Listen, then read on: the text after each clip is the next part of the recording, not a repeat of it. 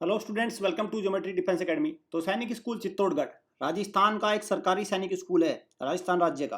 राजस्थान में दो सरकारी सैनिक स्कूल है। देखिए ये रहा, एस्टेब्लिश 1961 1961 में ज़्यादातर सैनिक स्कूल आए हैं। टोटल पूरे भारत में कितने सरकारी सैनिक स्कूल है? 33। उनमें से राजस्थान में कितने हैं? दो।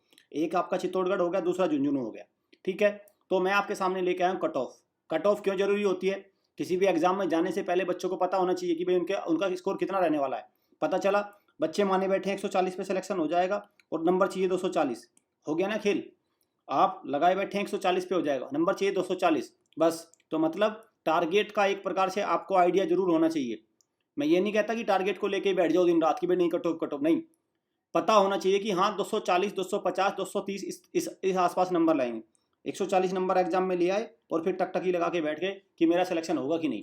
तो मैं ये कन्फ्यूजन बच्चों को बिल्कुल एकदम क्लियर रहे, पेरेंट्स को क्लियर रहे कितने नंबर पर सरकारी सैनिक स्कूल मिलेगा। इसलिए मेरा उद्देश्य रहता है, कट ऑफ का एक पूरा सीरीज चली हुई है।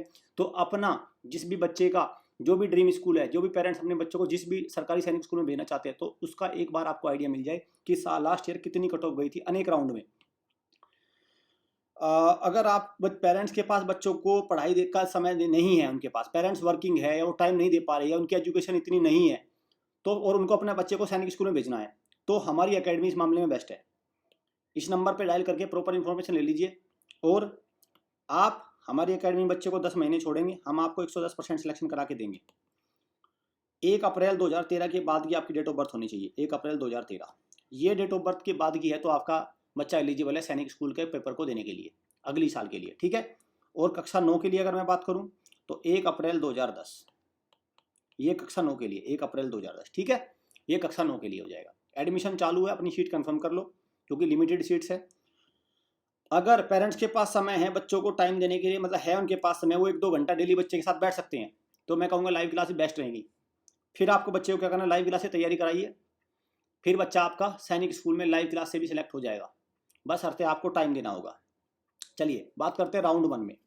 जब मैं राउंड बोलता हूँ तो राउंड का मतलब अनेक राउंड में काउंसलिंग हुई थी। सैनिक स्कूल ने बच्चों को एक एक राउंड करके बुलाया था। ठीक है, तो ये क्लास 6 की है। ये कट ऑफ किसकी है? क्लास 6 की। और क्लास 6 में कट ऑफ जब मैं कहता हूँ, मतलब कट ऑफ का मतलब क्या हो गया कि कितने नंबर पर सेलेक्ट हुआ था बच्चा।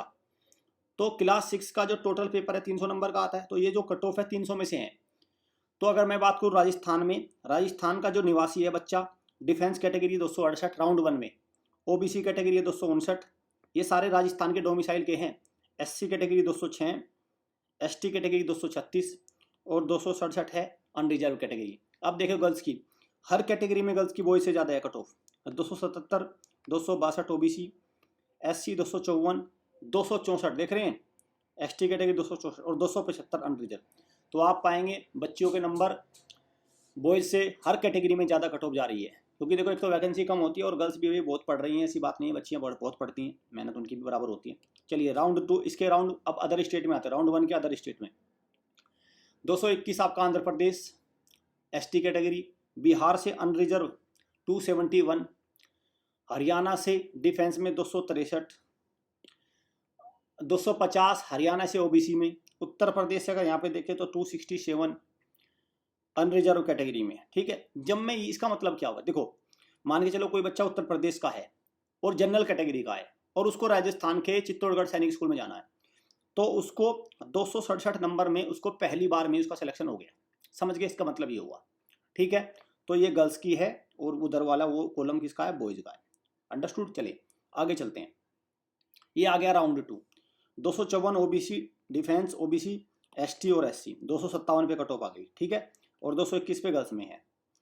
ये अदर स्टेट की राउंड 2 पे है। तो 261 पे आ गई देखो उत्तर प्रदेश से। 260 में एससी कैटेगरी में आ गई उत्तर प्रदेश से। कम मत समझना एससी कैटेगरी में भी। ठीक है भाई, उत्तर प्रदेश बिहार इनमें जो जो हिंदी भाषी वाले राज्य हैं उनमें कंपटीशन सच में बहुत ज़्यादा होता है सैनिक स्कूल के लिए, बहुत ज़्यादा नंबर लगते हैं उनमें, देख लो आप। ठीक, तो ये हो गया सारा 271 देखो ये रहा। अब आते हैं राउंड 3 में। राउंड 3 में अगर मैं बात करूं तो ये देखो, ये 245 डिफेंस कैटेगरी में उत्तर प्रदेश से, और फिर ये अलग अलग राज्य की ये कट ऑफ बन गई। राउंड 3 में अलग अलग राज्य की या रीजन में अब क्या, जैसे 262 262 बिहार से आपका कट ऑफ बनी है। ठीक है, 262। और अगर मैं बात करूं होम स्टेट की, तो होम स्टेट में ये कट ऑफ रह गई। 256 अनरिजर्व। होम स्टेट का मतलब राजस्थान का मूल निवासी है बच्चा, और अनरिजर्व में, एसटी में, ओबीसी में, डिफेंस में, ये कट ऑफ बन गई। अदर राज्य के बच्चे हैं तो उनके अदर राज्य की ये बन गई। ठीक है, क्लियर, अदर स्टेट्स की ये कट ऑफ बन गई। तो ये हो गया आपका राउंड 3।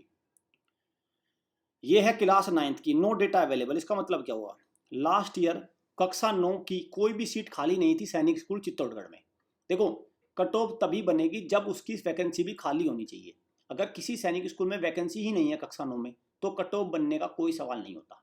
पेरेंट्स को कई बार ये गलतफहमी रहती है, नहीं सर उसकी कट ऑफ क्यों नहीं दी उसकी। भाई कट ऑफ तभी होगी जब सैनिक स्कूल सोसाइटी ने दी होगी। तो यहाँ पे कोई कट ऑफ नहीं आई लास्ट ईयर, क्योंकि कोई वैकेंसी नहीं थी चित्तौड़गढ़ सैनिक स्कूल में राजस्थान में कक्षा 9 में। ठीक है, कक्षा 9 में, क्लियर। और कक्षा 9 की कट ऑफ जो बनती है 400 नंबर में से बनती है, कक्षा 3 की बनती है, कक्षा 6 की बनती है 300 नंबर से। ये जो सारी कट ऑफ है वो 300 नंबर से बनी है। 300 में से जितने नंबर लाएगा बच्चा तब उसका सिलेक्शन माना जाएगा। मैं फिर से बता रहा हूँ, जिन पेरेंट्स के पास अपने बच्चों के लिए समय नहीं है पढ़ाई के लिए, वो उनके साथ नहीं बैठ सकते 2 घंटा, उनके पास टाइम, वर्किंग है पेरेंट्स, या उनकी एजुकेशन इतनी लेवल की नहीं है कि वो पढ़ा सके, तब वो हमारी एकेडमी में भेजिए, तब हम उनको सिलेक्शन करा के देंगे। बस अर्थ आपको टाइम देना होगा। ठीक है, 1 अप्रैल 2010 के बाद की आपकी डेट ऑफ बर्थ होनी चाहिए कक्षा 9 के लिए, और 1 अप्रैल 2013 ये कक्षा 6 के लिए।